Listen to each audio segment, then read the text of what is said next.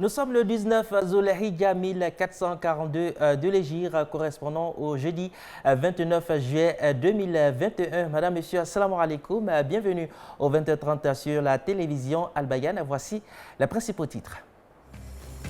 Le samedi 31 juillet, cela fera exactement 20 ans que Cheikh Tidiane Ba a été rappelé à Allah. La communauté musulmane prévoit lui rendre hommage. Retour dans ce journal sur la vie du premier moufti du Kozim et imam de la grande mosquée de la Riviera Golf. L'accident vasculaire cérébral AVC demeure un problème de santé publique en Côte d'Ivoire. Le bimestriel Tonus Magazine a invité ce matin un meet-up en vue de sensibiliser sur la mesure de prévention contre la maladie. Et puis hors de nos frontières en Tunisie, le président Kaïs Saïd a lancé une offensive anti-corruption en réclamant des comptes à 460 hommes d'affaires accusés de détournement de fonds sous l'ère Ben Ali. C'est Inch'Allah ce samedi que la communauté musulmane commémore les 20 ans du rappel à Allah du premier imam de la grande mosquée de la Riviera Golf et premier moufti du Kozim. Qui est Cheikh Ahmed Tidiane Ba? La réponse dans cet élément commenté par Sir Kibaro. Né en avril 1934, le moufti Ahmed Tidiane Ba est une figure de proue dans l'éveil de l'islam en Côte d'Ivoire, à l'image du cheikh Bouakari Fofana et l'imam Mohamed Lamine Kaba. Il avait une démarche didactique qui permettait d'aimer l'islam et de vouloir être musulman. Et c'est grâce à lui que beaucoup de cadres, surtout de notre génération, qui est la génération des années 1980-81, beaucoup ont épousé l'islam, sont devenus de très bons pratiquants musulmans à cause de lui. Formateur et guide, le moufti Tidiane Ba est membre fondateur des plus grandes structures musulmanes du pays, de l'UCM, Kozim, Séni et bien d'autres. Le cheikh a été de tous les combats dans la promotion de l'islam en Côte d'Ivoire et chantre du dialogue islamo-chrétien. On voit, bien sûr, il n'a pas été seul à travailler. Il y a eu d'autres imams qui ont travaillé avec lui, d'autres musulmans qui ont travaillé avec lui. Les fruits, ce que nous voyons, c'est que le dialogue islamo-chrétien, aujourd'hui, est comme un train qui est sur les rails. Grâce à lui, voici les fruits dont je suis fier. Rappelons que le moufti Tidiane Ba a été rappelé à Allah en janvier 2001. Un tour à l'intérieur du pays, le sénateur du Kabadougou, l'honorable Siaka Kone, a fait un don de 24 bœufs aux populations du canton Nonlo, en plus d'un chèque de 4 millions aux imams et chefs de village. C'était en marge de l'Aïd el-Kébir le 20 juillet dernier. Reportage du Mandébouaké et Sissé Daouda. La cérémonie de remise des 24 bœufs a été introduite par la lecture intégrale du Noble Coran afin d'implorer l'assistance divine pour la paix, la cohésion sociale et la stabilité de la mère patrie. Parallèlement à cela, l'élu a remis des chèques aux imams et chefs de village du canton Noolo, le tout d'un montant global de 4 millions de francs CFA. Ce qui a été fait aujourd'hui, c'est de faire des sacrifices dans tous les villages, grâce à l'action du directeur général de Kipux, M. Kone Ibrahima. Nous avons pu offrir à chaque village du département un bœuf pour les aider à passer la fête de Tabaski. Ce n'est qu'un début et nous espérons que d'autres actions à caractère social pourront être réalisées par d'autres cadres afin que les populations se rendent compte que tout ce que nous entreprenons, tout ce que le gouvernement fait, c'est dans le but de satisfaire leurs préoccupations. Une attention particulière du sénateur à l'égard de la population du Noolo qui n'a pas manqué d'exprimer toute sa gratitude. Depuis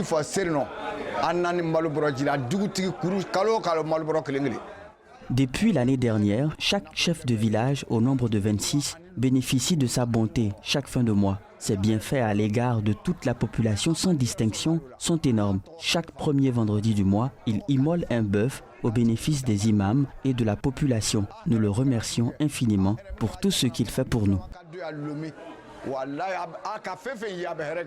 Le canton Naolo réunit les départements de Madinani et de Séguélon dans la région du Kabadougou au nord-ouest de la Côte d'Ivoire. Comme annoncé dans les titres, véritable problème de santé publique, l'AVC, accident vasculaire cérébral, est le premier motif d'hospitalisation et l'une des principales causes du handicap en Côte d'Ivoire. Dans le cadre de la sensibilisation contre cette maladie, le bimestriel Tonus Magazine a organisé ce matin un meet-up santé sous le thème AVC et infarctus, état des lieux, prévention et prise en charge. Reportage signé Cheikh Bakayoko, Doussou Sissé et Abdoulaziz Diallo.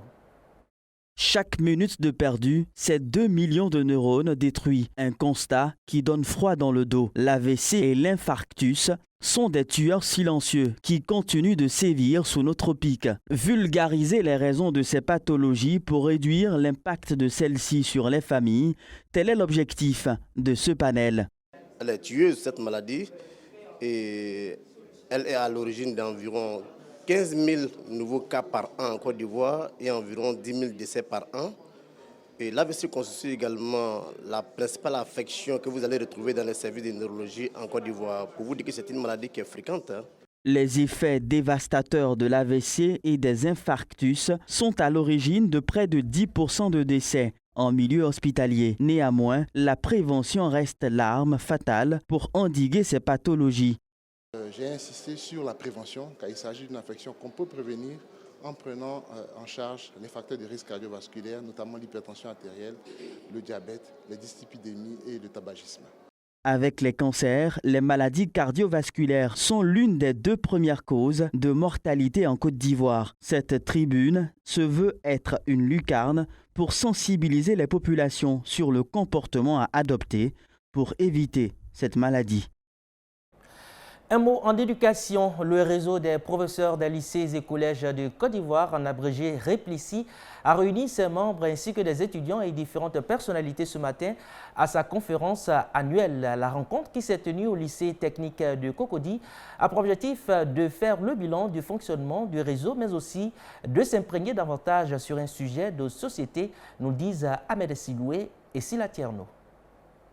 Une demi-journée, c'est le temps qu'a duré la cérémonie en l'honneur des dispensateurs du savoir. Dans la salle, on pouvait compter une bonne brochette d'enseignants de lycées et collèges, leurs élèves ainsi que quelques partenaires venus participer à cette cérémonie. Dans le parchemin de l'activité, figurait en bonne place le rappel sur les motivations et les objectifs de la création du Réplixi. Nous venons avec cette nouvelle vision qu'on appelait le syndicalisme de développement, le syndicalisme de participation. Et c'est dans ce cadre-là que nous faisons des activités, parmi lesquelles les conférences, des séminaires, pour former, d'une part, nos syndiqués et d'autre part aussi faire comprendre à la hiérarchie qu'il existe des syndicats qui peuvent discuter, dialoguer et aller à des solutions durables. Cette réunion était aussi l'opportunité d'éclairer la lanterne des invités du jour sur une actualité brûlante. Pour cette 2e édition, le thème choisi était purement économique. Pourquoi la création d'une zone monétaire en Afrique? À la question, le conférencier du jour répond: les zones monétaires contribuent de façon décisive au développement économique des pays. Mais malheureusement, il y a des argumentations parfois peu rationnelles, je dirais même parfois idéologiques, qui font qu'il y a une confusion générale au sein des populations et même un certain doute dans l'esprit des agents économiques. Les participants, quant à eux, témoignent que si l'instant était à revivre, ils n'hésiteraient pas à remettre le couvert. C'est déjà voir que les enseignants qui sont censés transmettre le savoir se remettent en cause et acceptent de repartir à la conquête de la connaissance pour continuer à approfondir leurs compétences et leurs acquis. Et pour moi, c'est assez clé dans la qualité des enseignements qu'ils peuvent prodiguer à nos enfants, à nos jeunes générations, pour améliorer donc, le système éducatif et continuer à creuser et à aller vers l'excellence. Le Réplixi existe depuis 4 ans et revendique la promotion d'un syndicalisme à visage plus humain qui met au cœur de ses préoccupations les syndiqués et l'anticipation sur les éventuels problèmes. Je vous conduis à présent dans la commune d'Abobo avec ses marchés aux noms atypiques et sujets de curiosité. Baptisés le plus souvent en langue malinké, ces appellations cachent de brèves histoires qui reflètent parfois le quotidien des commerçants. Reportage Ahmed Siloué et Yankine Seydou. Bienvenue dans la commune d'Abobo. Ici, les rues, les quartiers et même les marchés portent des noms plutôt surprenants. Parlant de marché, le tout premier que nous visitons est communément appelé Jairi Logo, traduit en français par « marché où l'on raconte des potins ». Mais d'où lui vient ce nom? C'est les gens même qui ont surnommé le nom du marché la Jairi Logo. Sinon on appelle ça la paix. Les gens vont, ils sont chez eux à la maison et ils viennent raconter leurs histoires au marché. Et quand nous on parle aussi, ils disent non que Jairi Logo, c'est là qu'ils ont surnommé Jairi Logo. Sinon on appelle la paix. Direction au point de rendez-vous de le marché Bori Bori Logo, installé sur le trottoir, voire à même la chaussée. Les commerçants de ce marché de fortune sont à la fois sprinteurs et vendeurs, à en juger par leur relation avec les agents de la mairie qui les déguerpissent à longueur de journée. Bori Bori là, nous, ça ne nous arrange pas même. Quand il vient comme ça, là, pour ramasser les bagages, là, les livres cahiers, là, c'est lourd, on ne peut pas prendre. Donc quand il vient comme ça, on demande pardon. C'est pourquoi on dit Bori Bori Logo. Dernier spot, le marché Siakakone, qui jouxte le musée Adama Tunkara d'Abobogar. Son histoire est celle d'un homme qui a usé de son influence pour empêcher le déguerpissement des commerçants installés sur la voie qui mène au quartier où lui-même avait posé ses valises. La mairie n'avait pas accepté que les gens vont s'asseoir sur le voie de rentrée parce que c'est le goudron. Mais maintenant, comme lui il était maire et puis il est un enfant de ce quartier-là, ses parents-là, ça dit que c'est eux qui se débrouillent dans le marché. Donc c'est lui qui a fait effort pour que les gens puissent rester. Bon, ils puissent trouver un peu pour payer l'école de leurs enfants. Ces marchés ont en commun l'occupation dangereuse des voies très fréquentées par les usagers. Il y règne la joie de vivre et la passion d'exercer. Mais tout ceci pourrait virer au drame si rien n'est fait pour relocaliser ces commerçants qui ne demandent qu'à sortir pour gagner leur pitance au quotidien. Hors de nos frontières, l'actualité internationale nous conduit au Tchad, en Ouganda, en Guinée équatoriale et enfin en Tunisie où la lutte contre la corruption s'intensifie. Voyons tout cela avec le bureau de la VOA Afrique. Au Tchad, des associations de la société civile et le parti de l'opposition Les Transformateurs ont manifesté ce jeudi à N'Djamena contre la junte qui a pris le pouvoir après la mort d'Idriss Déby. Ils exigent la révision de la charte actuelle et l'organisation d'une conférence nationale. En Ouganda, une décision du gouvernement d'installer des dispositifs de suivi numérique sur les véhicules pour aider à lutter contre le crime endémique est dénoncée par les défenseurs des droits et l'opposition. Ces derniers disent qu'ils seront utilisés pour surveiller les militants, les opposants et les critiques. 6 militaires français étaient retenus ce jeudi à l'aéroport de Bata, en Guinée équatoriale, après avoir posé leur hélicoptère mercredi pour se ravitailler en carburant, indique l'armée française. La radio d'État équato-guinéenne a affirmé que cet hélicoptère a atterri sans autorisation.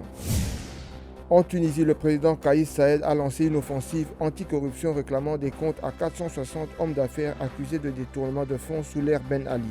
Lors d'une rencontre avec le patronat, M. Saïd a fustigé ce qu'il qualifie de mauvais choix économiques faits ces dernières années. Et voilà, c'est la fin de ce journal. Merci de votre aimable attention et merci également de rester scotché pour la suite de nos programmes. Wassalamu alaikum wa rahmatullahi wa barakatuh.